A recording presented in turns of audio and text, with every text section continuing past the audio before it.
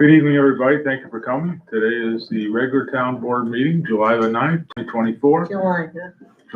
December. I wish it would. If you say so, Jeff.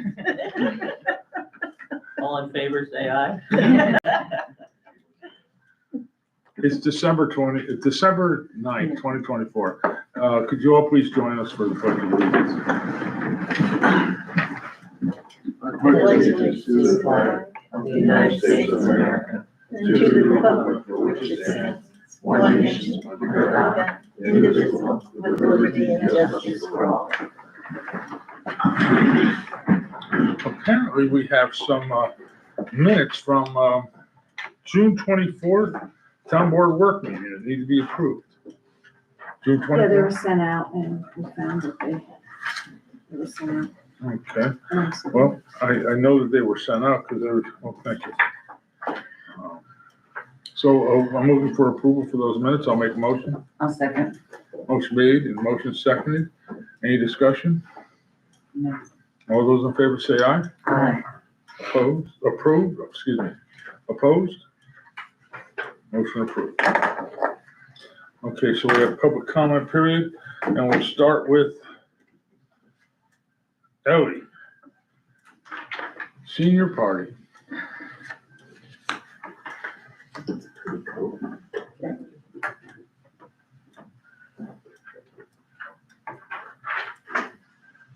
So often, the town board is diligently taking care of doing things, and there's always a complaint from somebody. Today, I want to make it a approval of the party that the town board put on for the seniors. Everybody enjoyed themselves. It was no complaints.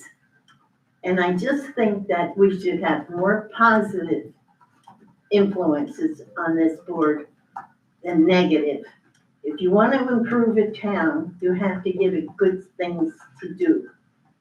And if you don't want to help the town, just keep on ramming them down. And that's what it amounts to. So, as many times as I've complained to you about something or other, I do have to give you, as I said, and this is not for the record, Barb, when I have a bitch, I bitch, but when I have a compliment, I give it. And I want you to know we appreciated the party. Thank you. I will only add to that, and that is that Shelley Van Eden, Councilwoman Shelley Van Eden did most, if not all, the legwork. I know Barb can help a great deal as well. And, so I'll give significant Credit where credit congratulations to is those due. two. Thank you. All right, let's see what we have here. We have Mr. Badger on foils and audio recordings and payment. Do we have sound on the live streaming tonight? On the back? I don't know.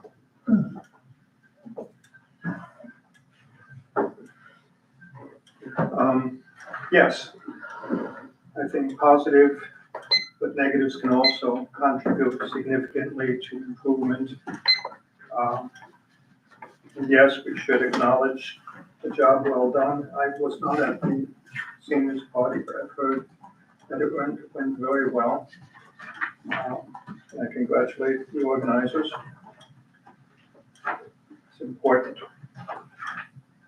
I'm going to start off with this short, and these are kind of short tonight because of the weather, with a short analogy to help understand what I'm addressing in this comment.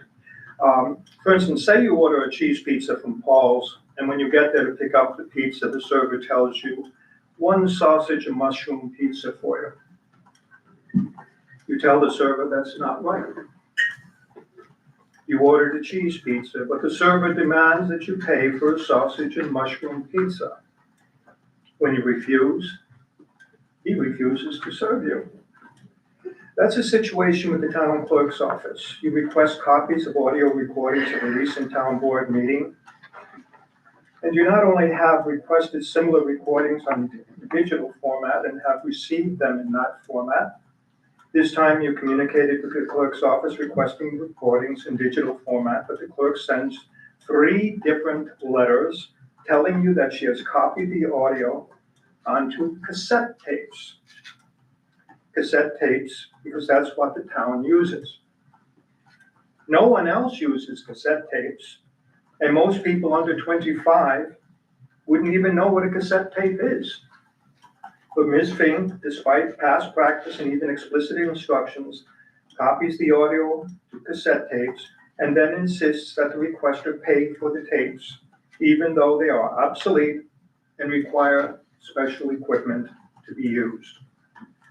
Not only does Ms. Fink make the mistake, she refuses to acknowledge the mistake, demands the requester pay $8.80. Yes, a pittance, but there is a principle involved here, for the useless copies.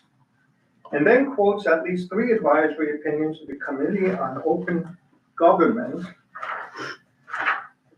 cover her mistake, and refuses to honor any further requests for records until the $8.80 is paid. Well, Ms. Fink may cherry pick her advisory opinions, but she is about to be embarrassed. You see, the Freedom of Information Law and the Committee on Open Government do agree that if you request copies of records and refuse to pay for the copies, the clerk can refuse to honor any future requests until the copies are paid for. No problem. You order a cheese pizza, you pay for a cheese pizza. But one, the clerk did not follow instructions made very clear in past requests, and I can read the FOIL requests, nor did the clerk take account of past emails on the subject, and I have the emails. You reached your 3 minutes. I'll finish up very quickly. 3 minutes is over. Topic 2, please. Okay. If you can, you must. If This you is a can, topic. you must, yes. So, the legendary Bob Freeman, who headed the Committee on Open Government in New York State Department of State for over 40 years, was known for his guiding principle in FOIL and open government. If you can, you must. It means if you have the ability to do something, then you are morally obligated to do it, and it implies a strong sense of service and responsibility to act when you are capable of doing so. Notwithstanding all of the mays, shalls, and if practicals we read in law and in legalese, Mr. Freeman felt that the public officer does his best when he or she keeps things transparent and open, and if the law does not prohibit an action, the public officer should do his or her best to serve the public. At the last regular town board meeting of November 13th, after the chair proposed a motion to adjourn, Town Clerk Fink ignored the chair and the board and addressed a question directly to the town attorney, who was not a member of the board, and she was asking for legal advice. I'll skip that because it's readily available in the minutes.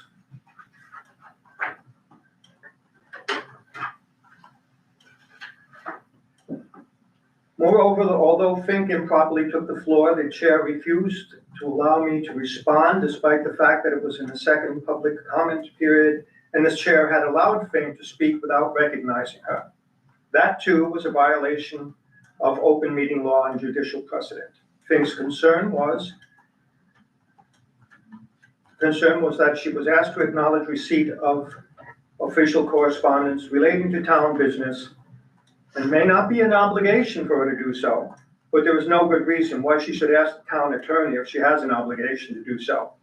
It's just courteous and helpful, but I guess she feels that's not part of her job. Secondly, it was highly irregular for the clerk to interrupt the public proceedings, to ignore the chair, and to address a legal question to the town attorney, who, for her part, ignored the chair and the board and actually answered Fink's question. It is well established that the town attorney is present at town board meeting to provide legal counsel to the board as a body if requested. She is not there to advise the clerk on a legal question pertaining to the duties and responsibilities of the town clerk, which are clearly set forth in town law, section 30, public officers law, article 6, as well as the regulations of the Committee on Open Government. One serious concern arises from such misconduct on the part of the town clerk, Ms. Fink, is the plausible consequence of her imprudent action is that she may have already waived any attorney-client privilege she might have had Okay, thank you. So, Topic 3, please. we'll have to just leave the conclusion and the point, I guess, because we're on a 3-minute timer here, right? I feel like it ain't. Turn off your cell phones and electronic devices. The open meetings law and a large number of advisory opinions and court decisions clearly state that blanket prohibitions are unreasonable and unlawful. A large number of advisory opinions and court decisions clearly state that any member of the public has the right, as established in the open meetings law, to attend public meetings, open meetings of the public body to listen to and observe the proceedings. Moreover, the open meetings law and a large number of advisory opinions, court decisions, and others give the right to any member of the public to record or broadcast proceedings of a public meeting, provided that the recording or broadcasting does not distract from the public's experience of the public meeting, and recording or broadcasting is unobtrusive. The town board is aware, or should be aware, of these provisions. The town board simply cannot ask members of the public why their cell phones and electronic devices are on. It's none of the town's business. The town board cannot make it a condition for public attendance at town board meetings that the public turn off their cell phones or electronic devices. The public can attend any meeting and they can have their cell phones and other electronic devices on. The only condition is that if they are on, they should not be a source or cause of distraction or can be used in an obtrusive manner. The bottom line is that the town board or any public body of the town cannot tell the public attending an open meeting to turn off their cell phones and electronic devices. To do so is simply unreasonable and unlawful. You have on your agendas, please turn off all cell phones and electronic devices. That instruction must be removed or restated because in its present form, it misinforms the public of their right and rights, and it's not consistent with current law and judicial interpretation. All right, thank you, so noted. Okay, let's move on Well, that was to new great, wasn't business. it? Yes. New business, please. Resolution to award bids from vendors and authorize the town supervisor to sign contract proposals for 2024 Local Government Records Management Improvement Fund grant from the New York State Archives. This is a lengthy one, so bear with me. Okay. But it's a great one. Resolution number 152 of 2024, resolution to award bids from vendors and authorize the town supervisor to sign contract proposals for 2024 Local Government Records Management Improvement Fund grant from the New York State Archives, whereas the town clerk was authorized to seek quotes for the 2024 Local Government Records Management Improvement Fund grant by Resolution 121 of 2023, which was adopted by the town board on October 23 of 2023. And whereas through the RFP process, quotes were requested by December 1, 2023. Whereas the New York State Archives informed town clerk Barbara Fink that the town was awarded a records inventory grant in the amount of $74,335 following final approval by the Division of the Budget and the Office of the State Comptroller. And whereas a check for one half of the grant was received from the New York State Department of Taxation and Finance on November 25th, 2024 for $37,167. And whereas the lowest responsible bidder for consultant services was Alicia A. Jenner, doing business as Jenner Information Services for $37,935. And whereas New York State Industries for the Disabled submitted a proposal for $1,118 for record cartons. And whereas Inner Space Systems submitted a proposal for $11,830 for 18-gauge steel shelving units. And whereas the lowest responsible bidder for renovations to the basement is Randy O. Builders for $15,947. And whereas the lowest responsible bidder for humidity and temperature controls is CA Albright and Sons for $6,105. And whereas the lowest responsible bidder for ceiling lights and wiring is Bullock Utilities for $1,400. Resolved, the town supervisor is authorized to sign to sign contracts / proposals as submitted by the above vendors. I'll make that motion. I'll second. Motion made and seconded. Discussion. I think this, thank you, Barb. This will help modernize a lot of our records. And so I'll call for a vote. All those in favor say aye. Aye. Opposed? Motion Thank you carries. to the town board. This was really a joint project. And for Amanda and I, it's Christmas came early this year. We are totally thrilled. How much of a disruption did the mold abatement It cause? did because we had a deadline to file the grant and the mold abatement. And I kept contacting the vendors saying, maybe next week, maybe next week, maybe next week. And they came so quickly and Can I ask a question? If this stuff has got to be put on steel shelving, how much room do we have in this building for all the records you have to handle?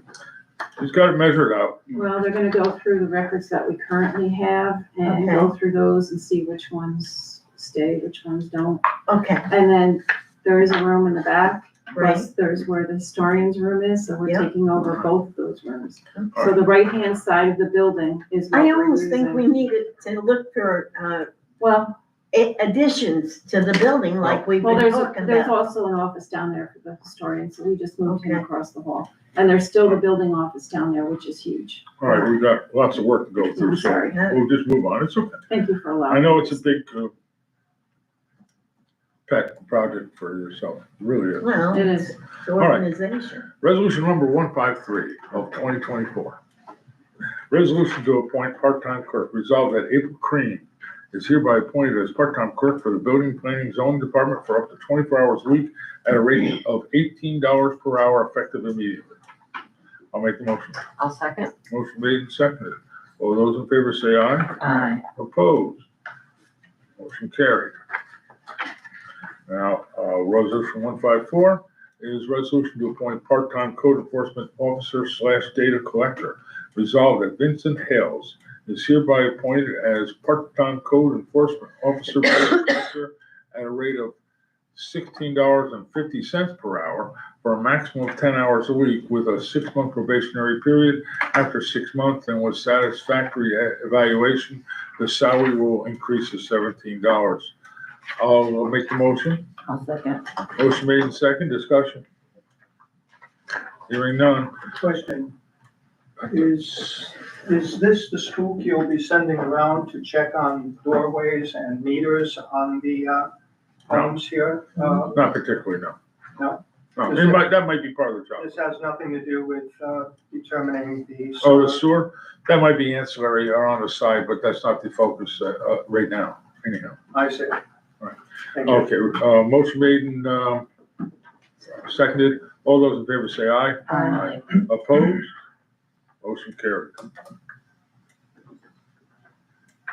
Okay. Resolution 155 of 2024, resolution to set organizational meeting date and time. Resolved that the town board of the town of Baltimore will hold the 2025 organizational meeting on January 1, 2025 at 2 p.m. at the town hall, 3809 County Route 51, Anacroy, New York. I'll make the motion. Second. Motion made and seconded. All those in favor say aye. Aye. Opposed? Motion carried. Now it's resolution 156, resolution to authorize the town supervisor to create an escrow account. Whereas the subdivision project known as New York Land and Lakes Development LLC is currently under review by the town of New Baltimore Planning Board. And whereas the planning board has requested of New York Land and Lakes Development LLC to fund an escrow account for the associated legal and engineering costs. Therefore, be it resolved that the supervisor is hereby authorized to establish an escrow account to pay legal and engineering costs for New York Land and Lakes Development LLC project for $5,000 to be funded by New York Land and Lakes Development LLC. I'll make a motion. I'll second. Motion made and seconded. Discussion? Hearing none, all those in favor say aye. Aye. Opposed? Motion carried.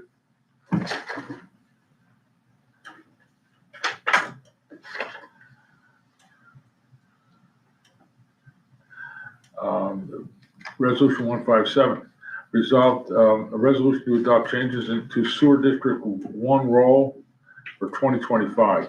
Resolved that the town board hereby adopts the following changes for 2025 sewer roll. 1, tax map 7.00-4-55, Lorraine Giannion, previously listed on the 2024 sewer district roll as 5 points debt service, 5 point operations and maintenance, is hereby changed to 5 points operation and maintenance to accurately reflect parcel status as vacant land. On Monday, November 18, 2024, Code Enforcement Officer Alan Jordan confirmed the demolition, removal of existing residential structure and 2 sheds, thereby compliance as vacant land. I'll make the motion. Second. Motion made and seconded. Discussion, please. This is the former home of one Harriet Miller, most recently anyhow, Right. and that house is gone. There will be other changes, but they're not ready until at the least the next board meeting. So, in fact, I'm waiting for an answer from Greene County about a particular change, a final answer. Okay, so motion made and seconded. All those in favor say aye. Aye. Opposed? Motion carried.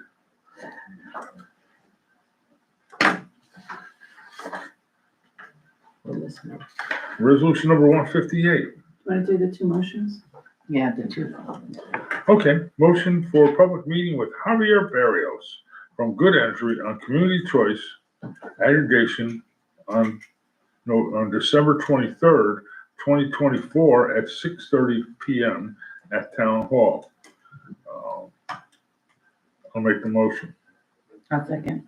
Motion made and seconded. All those in favor say aye. Aye. Opposed? Motion carried. And here's another motion to close Town Hall at 2 PM on December 24th, 2024. I'll make that motion.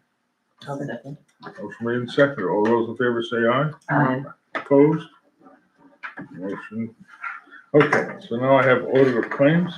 Resolution to authorize supervisor to pay audit claims, whereas the town clerk has presented claims to the town board for audit and review, and whereas the town board has audited claims 2024-12-01 to 2024-12-31, it is resolved that the supervisor is hereby authorized to pay claims 2024-12-01 to 2024-12-31. And be it further resolved, the town clerk will prepare an abstract and hold it for public review until January 31st, 2025. I'll make a motion. I'll second. Motion made and seconded. All those in favor say aye. Aye. Motion carried. General, $11,415.94. Highway, $4,749.51. Sewer 1, $4,639.35. Sewer 2, $42.36. Street lighting 1, $1,804.80. Street lighting 2, $328.14. Total $22,980.10. Thank you. Upcoming meetings, December 12th. Planning board meeting at 7 PM. December 23, town board work meeting, 7 PM. We should put in Javier's at 6:30. Yes, okay, Javier, okay, at, December 23rd at 6:30, discussion of good energy with Javier Barrios. January 1, 2025, town offices closed for New Year's Day. January 1, 2025, town board organizational meeting at 2 PM. January 8, 2024, zoning board of appeals at 7 PM. January 8, planning board at 7 PM. January 13, Town Board regular meeting at 7 PM. January 20, Town offices closed for Martin Luther King Day. And January 27, 2025. All those Januaries are 25ers. Oh, yes. Town Board work meeting at 7 PM. So public, I have another comment card. Okay, and this one is topic 4. Minutes and FOIL response. Mr. Badney, please.